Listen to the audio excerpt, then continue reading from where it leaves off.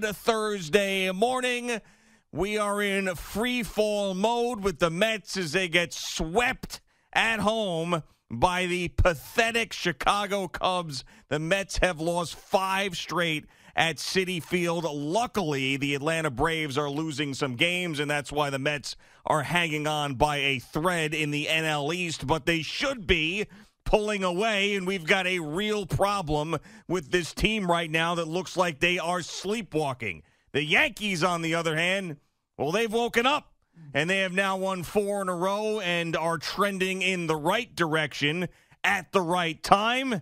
The ups and downs of these seasons, it's crazy. And we've got football tonight, the first Amazon game, the Chiefs and the Chargers on Thursday night football. Good morning, Boomer. How are you? Good morning, G. I'm doing fine. I just I wonder what we need to do for these Mets. Now, I remember back in 2007 when I started this job with Spank.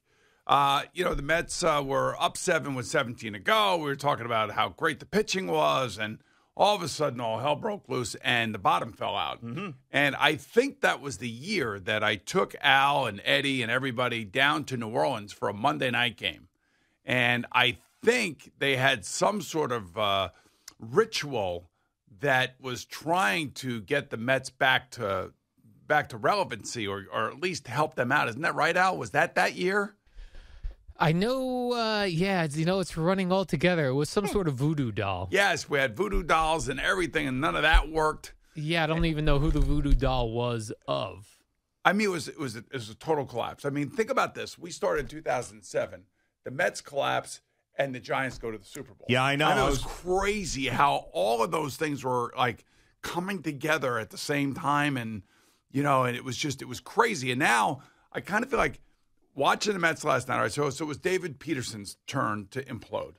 Now, he's been a steady, reliable, kind of like move around guy, spot start guy. He'll be in the bullpen come the playoffs. I felt bad for him last night. What do you mean you felt bad? I'll tell you why I felt him? bad, because I felt like Hunter Wendelstedt, the home plate umpire, was like so inconsistent.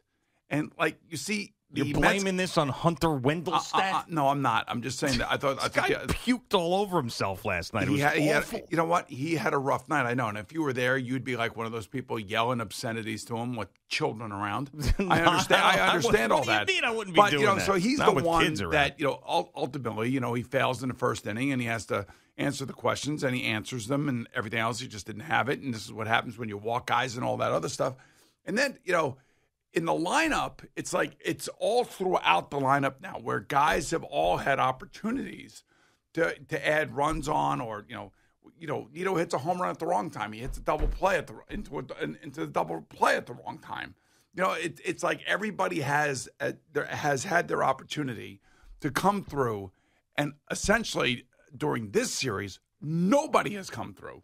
Nobody. Yeah, and when you dig yourself a hole like that, when the offense is going the way it was going, there was no way they were coming back. There was a point in this season with the Mets and their offense, and when they were playing their best baseball, that's 6-0 in the first inning. You're like, okay, they'll chip away the bad team. There's a chance that they could come back. We've seen some miraculous comebacks this year, but now they were you see them down 6-0. It's over. You put something else on. You put the Yankees on. You pay attention to something else because they're not coming back. It's impossible. You check back in on the game to see if they scored any runs, but no, they're not going to come back. And it's like it's a disease right now that's spreading through this offense. It's contagious, and everybody's got it.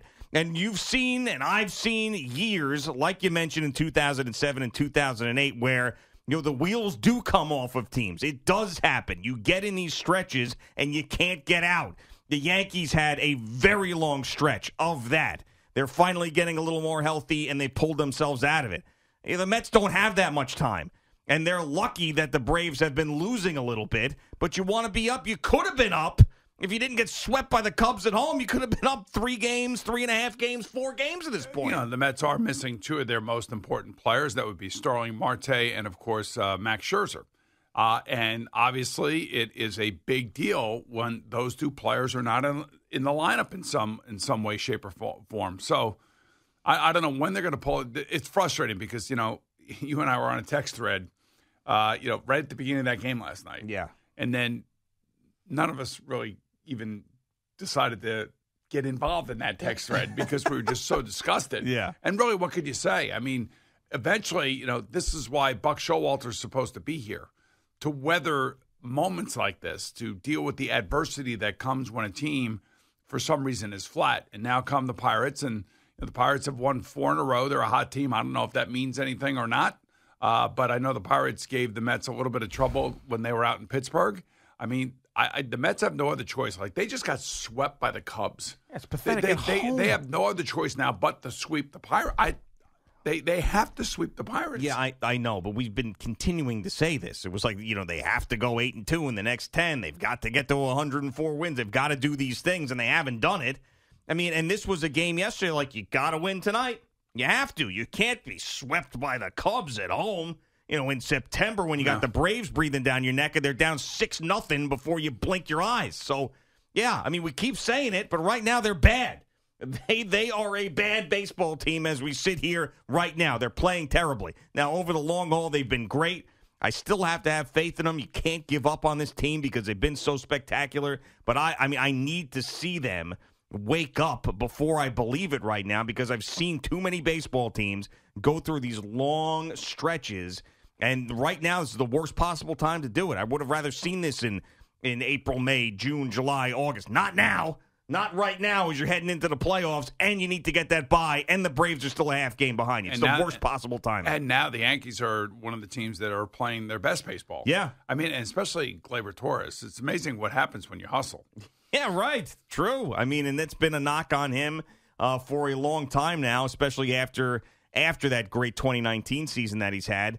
And we know the potential is there. And if he's hitting and consistently hitting and being a big part of this team, it totally changes the dynamic of that lineup. I'll say that, he and Aaron Judge essentially have been there all year long. Yeah. I mean, everybody else around them, has been injured or hurt or has had an epidural and headaches or whatever.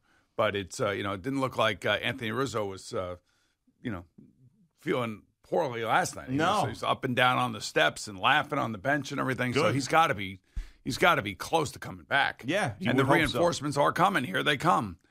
Chapman's going to come. Efros is going to come. Here comes, Rizzo. He's coming back.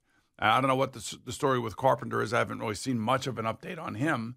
But, this is now the team's almost getting whole again. I mean, I think we all could look at their swoon and just directly attribute it to all the injuries and Stanton gone. And when he comes back, he takes like 3 weeks before he gets back going again. And now all of a sudden they're playing some of their best baseball. And Cortez was back last night. He was okay. He won 5 innings, but Schmidt was great.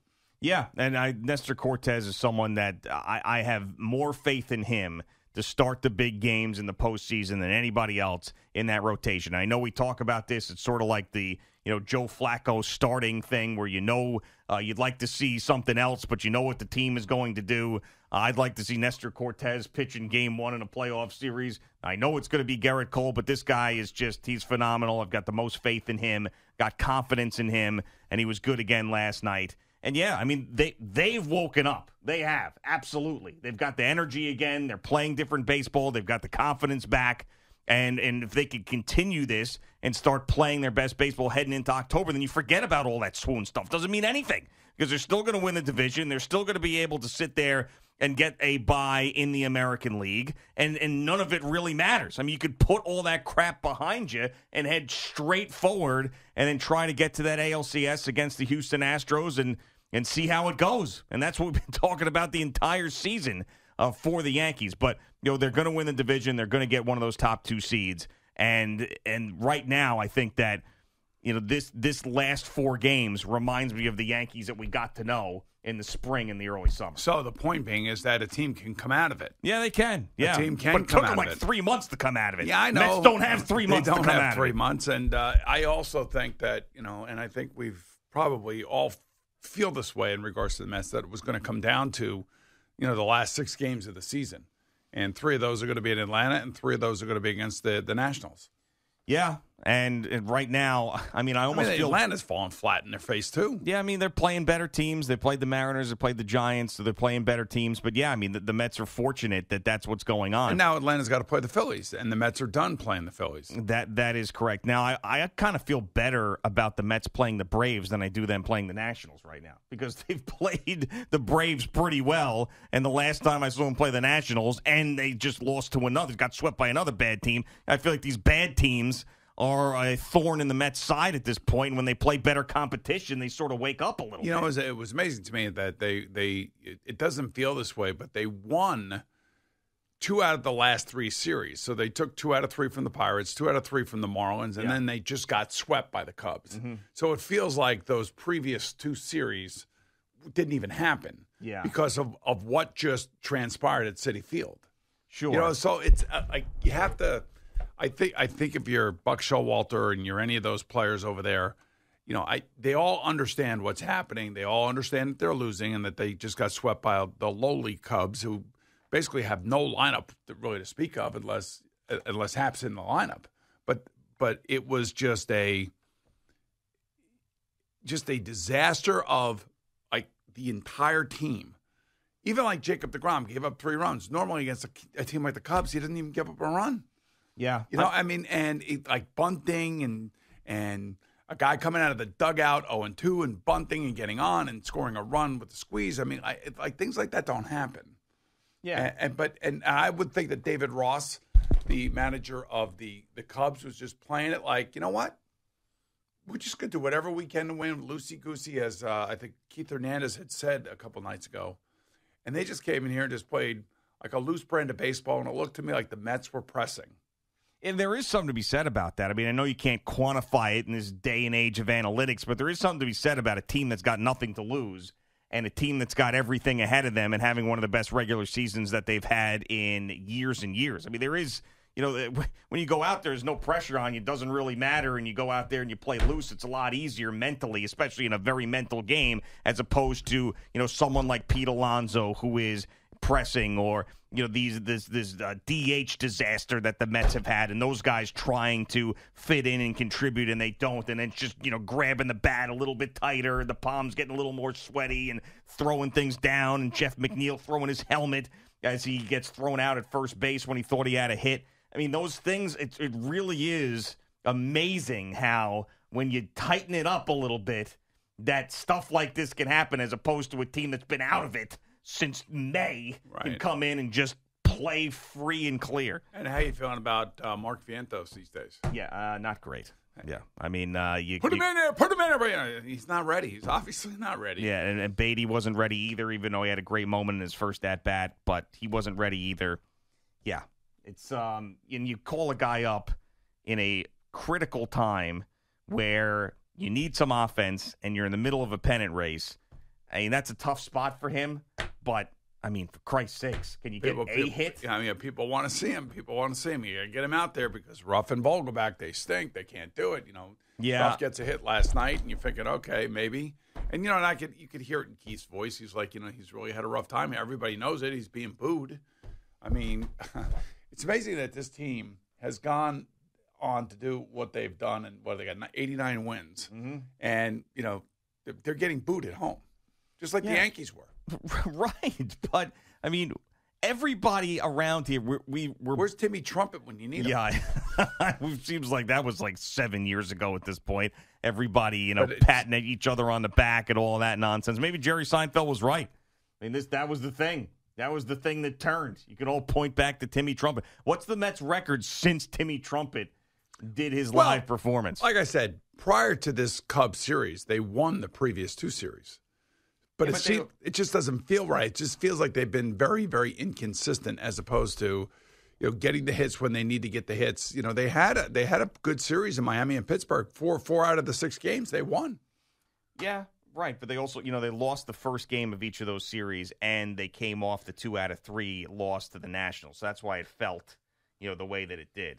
I'm trying to go back to see. All right, so Timmy Trumpet, that was against Dodgers. The Dodgers. It was the second game against the Dodgers, right? Right. And they won that series. They did win that series. So so it's not all negative. It's just that they got swept by the Cubs. Come on. 5-4.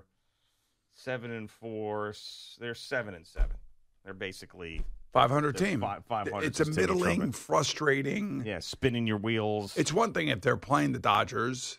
It's one thing if they're playing the Mariners or the Yankees. You know, I go back to where they got swept by the Yankees in Yankee Stadium because that's, to me, it's like everybody was talking about that and the Dodger series as their point in their schedule where that was going to be tough. And they get swept by the Yankees. They take the series from the Dodgers, and then they kind of go on this middling run that's just – it's not like they're 1-11.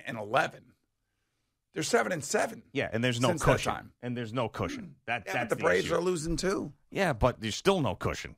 Because it's a half game.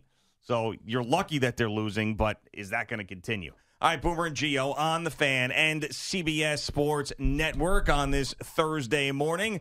Week 2 of the NFL starts tonight. We'll see how many people lose their minds because you can only stream this game on Amazon Prime. We've been telling you about it for months and months and months. Don't call us tomorrow and say you couldn't find a football game, for Christ's sakes. Well, been telling you about this for a year now. Like Mike North, a man of knowledge from the NFL, VP of Broadcasting, told us there are 200 million Prime members. You can find it. You can find it. The Tobay Beach In-Water Boat Show is finally back September 16th through the 18th at beautiful Tobay Beach Marina. Long Island's top boat dealers will be there with boat show specials to get you out on the water, from fishing boats to cruisers to personal watercraft and the latest in marine electronics. This show has it all. Children 5 and under are free and can enjoy tons of activities. Plus, Saturday and Sunday, the first 100 kids to get a free life vest. Compliments of KVL Design Group. The Tobay Beach In-Water Boat Show this Friday through Sunday. Visit nyboatshows.com for more information. You know, the biggest problem people are going to have is tonight, you know, the Mets play the Pirates. And usually during games, you like to switch back and forth. Yeah. You're not going to be able to do that because you're going to be in your smart TV on one side and you're going to be on your cable on the other side. I mean, so it's an extra button, you know? It's going to be a pain in the ass. Yeah, you know it, and I know it. First world problems, right? I'm just telling you. That's what we do as sports fans, isn't it? It Going is, back but and forth it's an between extra games. button. So it's like we have the same TV setup. You hit 2 buttons and you're back to cable. That's it. It's just going to be annoying. Not going to be that annoying to hit an extra button.